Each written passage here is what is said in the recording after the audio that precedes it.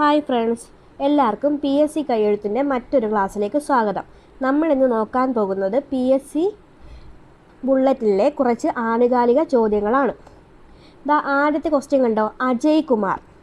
Union public service കമ്മീഷൻ്റെ പുതിയ chairman ആരാണ്? അജയ് കുമാറാണ്. കണ്ടോ, അജയ് കുമാറാണ് യൂണിയൻ പബ്ലിക് സർവീസ് കമ്മീഷൻ്റെ പുതിയ ചെയർമാൻ. UPSCയും PSC ഒക്കെ എഴുതി നമ്മളെല്ലാവരും ജയിക്കത്തില്ലേ, അത് ഓർത്ത് വെച്ചാൽ മതി. അജയ് UPSCയുടെ പുതിയ ചെയർമാൻ അജയ് കുമാർ. അടുത്ത ക്വസ്റ്റ്യൻ നോക്കിയേ, OM ശാലീന കേരള ഹൈക്കോടതി ഡെപ്യൂട്ടി സോളിസിറ്റർ ജനറലായി തിരഞ്ഞെടുക്കപ്പെട്ടു. ആരാണ്? OM ശാലീന കേരള ഹൈക്കോടതി ഡെപ്യൂട്ടി സോളിസിറ്റർ ജനറലായി തിരഞ്ഞെടുക്കപ്പെട്ടത് ആരാണ്? OM ശാലീനയാണ്. ഈ പദവിയിലെത്തുന്ന ആദ്യത്തെ വനിതയാണ് ആര്? OM ശാലീന. വനിതകളെല്ലാം ശാലീന സുന്ദരി ആയിരിക്കുമെന്ന് ഓർത്ത് വെച്ചാൽ മതിയേ. അടുത്ത കണ്ടോ, 13 വയസ്സിനിടെ 2 ചിഹ്നഗ്രഹങ്ങളെ കണ്ടെത്തി പ്രശസ്തനായ മലയാളി ബാലനാണ് കാസർഗോഡ് സ്വദേശിയായ സൂര്യനാരായണൻ. അപ്പോൾ എന്താണ്? 13 വയസ്സിനിടെ 2 ചിഹ്നഗ്രഹങ്ങളെ കണ്ടെത്തി. ചിഹ്നഗ്രഹങ്ങളൊക്കെ നമ്മുടെ സൂര്യൻ്റെ ചുറ്റും വലം വെക്കുന്നതെന്ന് ഓർത്താൽ മതി. 13 വയസ്സിനിടെ 2 ചിഹ്നഗ്രഹങ്ങളെ കണ്ടെത്തി പ്രശസ്തനായ മലയാളി ബാലനാണ് ആര്? കാസർഗോഡ് സ്വദേശിയായ സൂര്യനാരായണൻ. ലോറൻസ് വോങ് സിംഗപ്പൂരിൻ്റെ പുതിയ പ്രധാനമന്ത്രിയുടെ പേരാണെന്ത്? Lawrence Wong.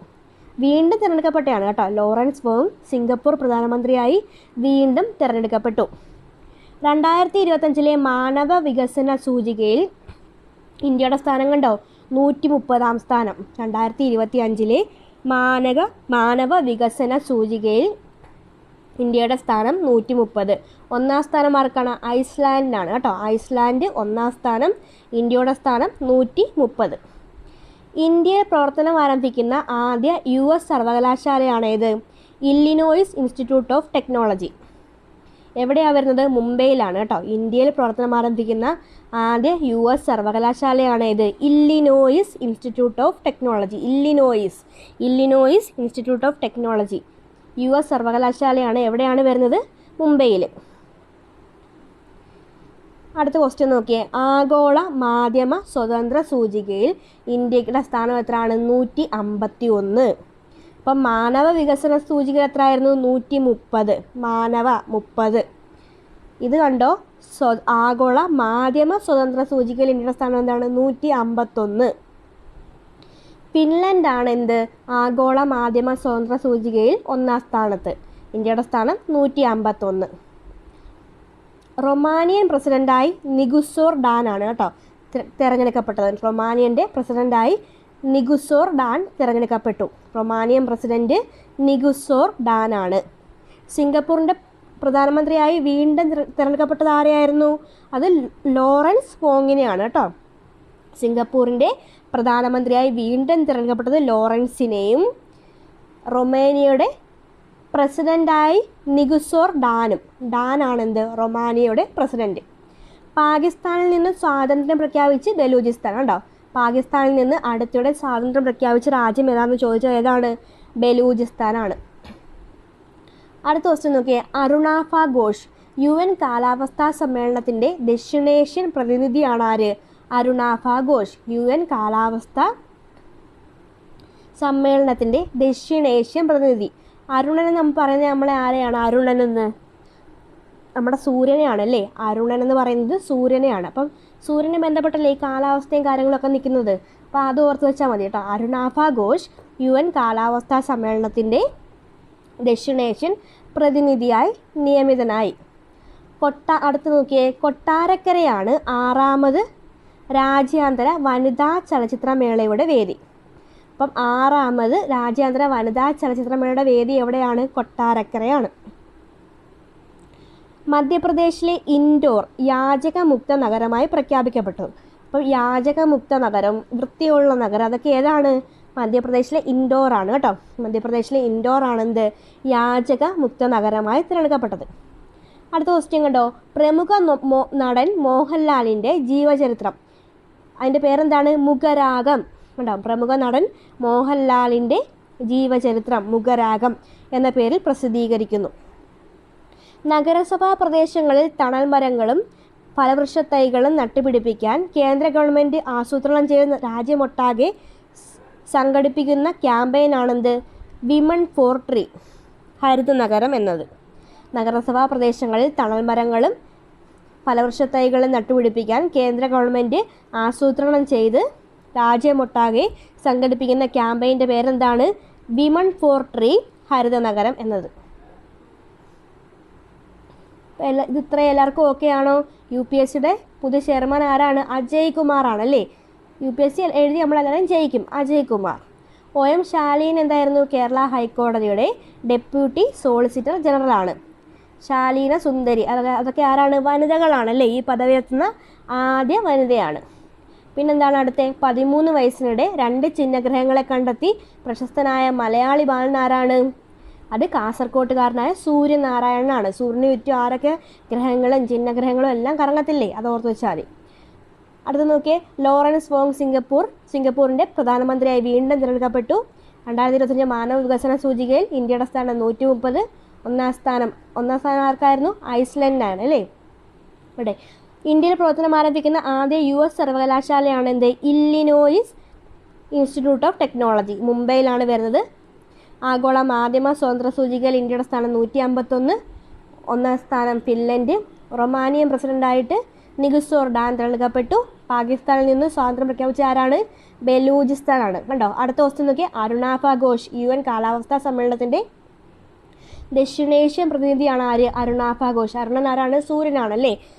സൂര്യൻ്റെ സ്വഭാവം മാറുമ്പോൾ നമ്മുടെ കാലാവസ്ഥയെ മാറും എന്നൊക്കെ അങ്ങ് ഓർത്ത് വെച്ചാൽ മതി.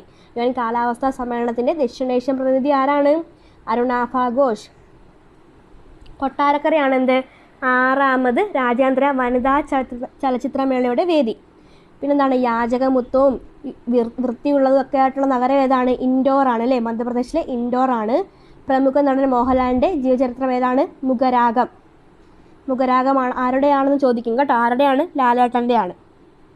നഗരസഭാ പ്രദേശങ്ങളിൽ തണൽ മരങ്ങളും ഫലവൃക്ഷത്തൈകളും നട്ടുപിടിപ്പിക്കാൻ കേന്ദ്ര ഗവൺമെൻറ് ആസൂത്രണം ചെയ്ത് രാജ്യമൊട്ടാകെ സംഘടിപ്പിക്കുന്ന ക്യാമ്പയിൻ്റെ പേരെന്താണ്? വിമൺ ഫോർ ട്രീ എന്നാണ്. എന്താണ്? വിമൺ ഫോർ ട്രീ, ഹരിത നഗരം എന്നാണ്. അടുത്ത ക്വസ്റ്റ്യൻ നോക്കിയേ. ഡ്രോൺ ആക്രമണങ്ങളെ ചെറുക്കാൻ തദ്ദേശീയമായി നിർമ്മിച്ച ഹ്രസ്വദൂര മിസൈലായ ഭാർഗവാസ്ത്ര വിജയകരമായി പരീക്ഷിച്ചു. അപ്പോൾ ഡ്രോൺ ആക്രമണങ്ങളെ ചെറുക്കാനാണ് എന്ത്? ഭാർഗവാസ്ത്ര. ഹ്രസ്വദൂര മിസൈലിൻ്റെ പേരെന്താണ്? ഭാർഗവാസ്ത്ര. ഡ്രോൺ ആക്രമണങ്ങളെ ചെറുക്കാനുള്ള ഹ്രസ്വദൂര മിസൈലിൻ്റെ പേരാണെന്ത്? ഭാർഗവാസ്ത്ര. ലോകത്തിലെ ഏറ്റവും വലിയ കൊടുമുടിയായ എവറസ്റ്റ് 31ാം തവണയും കീഴടക്കി നേപ്പാളി ഷെർപ്പ കാമിറിത ഏറ്റവും കൂടുതൽ തവണ എവറസ്റ്റ് കീഴടക്കുന്ന വ്യക്തിയായി തുടരുന്നു കേട്ടോ. ഷെർപ്പ കാമിറിത ലോകത്തിലെ ഏറ്റവും വലിയ കൊടുമുടിയായ എവറസ്റ്റ് 31ാം തവണ. എത്ര തവണയാണെന്ന് ചോദിക്കും കേട്ടോ. കാമിറിത ഷെർപ്പ എത്ര തവണയാണ്? 31ാം തവണ. 51ാം വയസ്സിൽ 19ാം തവണ എവറസ്റ്റ് കയറി ഏറ്റവും കൂടുതൽ തവണ എവറസ്റ്റ് കയറിയ ഷെർപ്പ വിഭാഗത്തിൽപ്പെടാത്ത ആളെന്ന നേട്ടം സ്വന്തമാക്കിയ ഇംഗ്ലണ്ടുകാരനാണ് ആര്? കെൻഡൻ കൂൾ കേട്ടോ. 51ാം വയസ്സിൽ 19ാം തവണ എവറസ്റ്റ് കയറി ഏറ്റവും കൂടുതൽ തവണ എവറസ്റ്റ് കയറിയ ഷെർപ്പ വിഭാഗത്തിൽപ്പെടാത്ത ആളെന്ന നേട്ടം സ്വന്തമാക്കിയ ഇംഗ്ലണ്ടുകാരനായ വ്യക്തിയാണ് ആര്? Kenton Cool. ചോൺസിൻ ആങ്മോയാണ് എവറസ്റ്റ് കീഴടക്കിയ കാഴ്ച പരിമിതിയുള്ള ആദ്യ ഇന്ത്യൻ വനിത. ചോൺസിൻ ആങ്മോ, ഇത് ഓർത്ത് വെച്ചോണേ, ചോദിക്കും കേട്ടോ. ചോൺസിൻ ആങ്മോയാണ് എവറസ്റ്റ് കീഴടക്കിയ കാഴ്ച പരിമിതിയുള്ള ആദ്യ ഇന്ത്യൻ വനിത. ചോൺസിൻ ആങ്മോ. അപ്പോൾ ലോകത്തിലെ ഏറ്റവും വലിയ കൊടുമുടിയായ എവറസ്റ്റ് 31ാം തവണ കീഴടക്കിയ ആരാണ്? കാമിറിത ഷെർപ്പ. 51ാം വയസ്സിൽ 19ാം തവണ എവറസ്റ്റ് കയറിയ ഷെർപ്പ വിഭാഗക്കാരനല്ലാത്ത ഇംഗ്ലണ്ടുകാരനാണ് ആര്? Kenton Cool. ചോൺസിൻ ആങ്മോയാണ് എവറസ്റ്റ് കീഴടക്കിയ കാഴ്ച പരിമിതിയുള്ള ആദ്യ ഇന്ത്യൻ വനിത.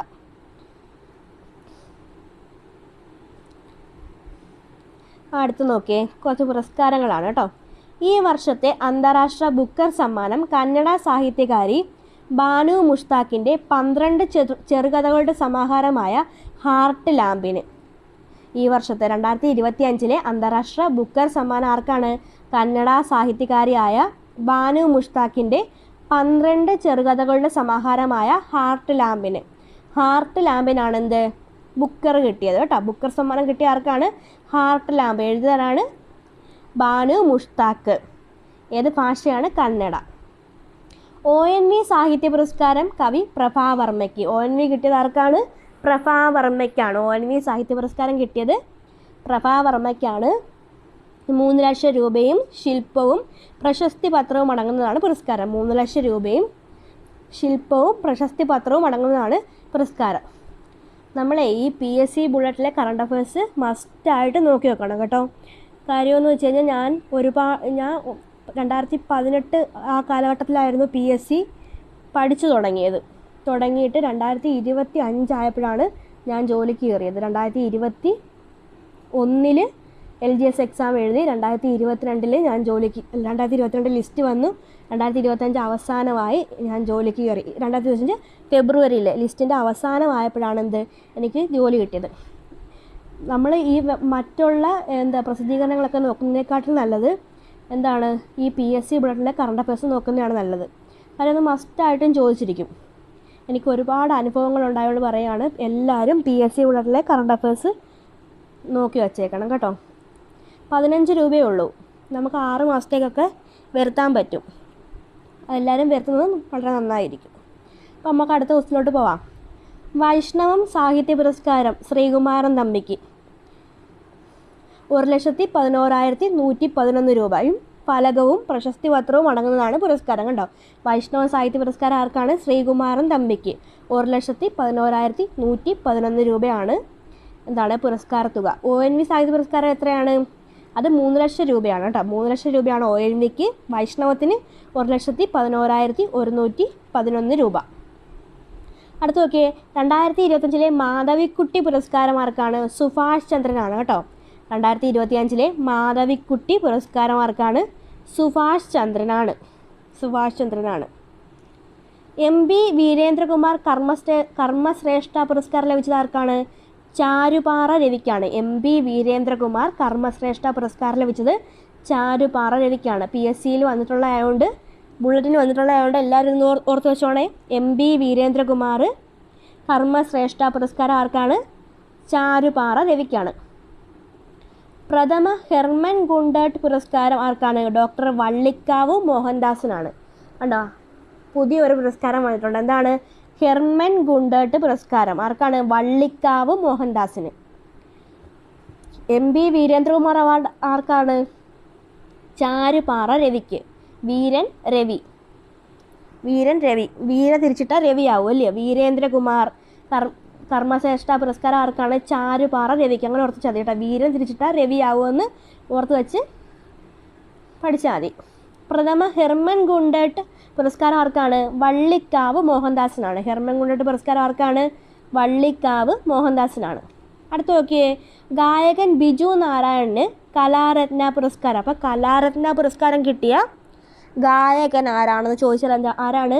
ബിജു നാരായണനാണ്. 1 ലക്ഷം രൂപയാണ് പുരസ്കാരം.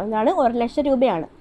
തപസ്യ കലാസാഹിത്യവേദിയുടെ മാടമ്പ് കുഞ്ഞിക്കുട്ടൻ സ്മാരക പുരസ്കാരം ആർക്കാണ് കിട്ടിയത്? ആശാ മേനോനാണ് കേട്ടോ. ആശാ മേനോൻ ആരുടെ തൂലികാനാമമാണ്? K. ശ്രീകുമാറിൻ്റെ ആണ് കേട്ടോ. തപസ്യ കലാസാഹിത്യവേദിയുടെ മാടമ്പ് കുഞ്ഞിക്കുട്ടൻ സ്മാരക പുരസ്കാരം കിട്ടിയത് ആർക്കാണ്? ആശാ മേനോൻ. സാഹിത്യ നിരൂപകനായ ആശാ മേനോനാണ്. അപ്പോൾ ഒന്നുകൂടെ നോക്കാം പുരസ്കാരങ്ങൾ. കണ്ടോ, ഈ വർഷത്തെ അന്താരാഷ്ട്ര ബുക്കർ സമ്മാനം കന്നഡ സാഹിത്യകാരി ബാനു മുഷ്താഖിൻ്റെ 12 ചെറുകഥകളുടെ, എത്ര ചെറുകഥകളുടെ? 12 ചെറുകഥകളുടെ സമാഹാരമായ ഹാർട്ട് ലാമ്പിന്. ONV സാഹിത്യ പുരസ്കാരം കവി പ്രഭാവർമ്മയ്ക്ക് 3 ലക്ഷം രൂപയും ശില്പവും പ്രശസ്തി പത്രവും അടങ്ങുന്നതാണ് പുരസ്കാരം. വൈഷ്ണവ സാഹിത്യ പുരസ്കാരം ശ്രീകുമാരൻ തമ്പിക്ക് 1,11,111 രൂപ. ഫലകവും പ്രശസ്തി പത്രവും അടങ്ങുന്നതാണ് വൈഷ്ണവ സാഹിത്യ പുരസ്കാരം. 2025 മാധവിക്കുട്ടി പുരസ്കാരം സുഭാഷ് ചന്ദ്രന് കേട്ടോ. മാധവിക്കുട്ടി സുഭാഷ് ചന്ദ്രന്. MB വീരേന്ദ്രകുമാർ കർമ്മശ്രേഷ്ഠ പുരസ്കാരം ആർക്കാണ്? ചാരുപാറ രവിക്ക്. വീരൻ തിരിച്ചിട്ട് അങ്ങ് രവിയാക്കിയാൽ മതി കേട്ടോ, അത് ഓർത്ത് വെച്ചോണേ. MB വീരേന്ദ്രകുമാർ കർമ്മശ്രേഷ്ഠ പുരസ്കാരം ചാരുപാറ രവിക്ക്. പ്രഥമ ഹെർമൻ ഗുണ്ടട്ട് പുരസ്കാരം ഡോക്ടർ വള്ളിക്കാവ് മോഹൻദാസിനാണ്. പ്രഥമ ഹെർമൻ ഗുണ്ടട്ട് പുരസ്കാരം ആർക്കാണ്? ഡോക്ടർ വള്ളിക്കാവ് മോഹൻദാസിന്. ഗായകൻ ബിജു നാരായണന് കലാരത്ന പുരസ്കാരം. 1,00,000 രൂപയും ശില്പവും. തപസ്യ കലാസാഹിത്യവേദിയുടെ മാടമ്പ് കുഞ്ഞിക്കുട്ടൻ സ്മാരക പുരസ്കാരം ആർക്കാണ്? സാഹിത്യ നിരൂപകനായ കെ ശ്രീകുമാർ അല്ലെങ്കിൽ ആശാമേനോന്. ഇതെല്ലാവരും എഴുതി വെച്ച് തന്നെ പഠിക്കണേ. നമുക്ക് മറ്റൊരു ക്ലാസ്സിലൂടെ വീണ്ടും കാണാം. എല്ലാവർക്കും താങ്ക് യു.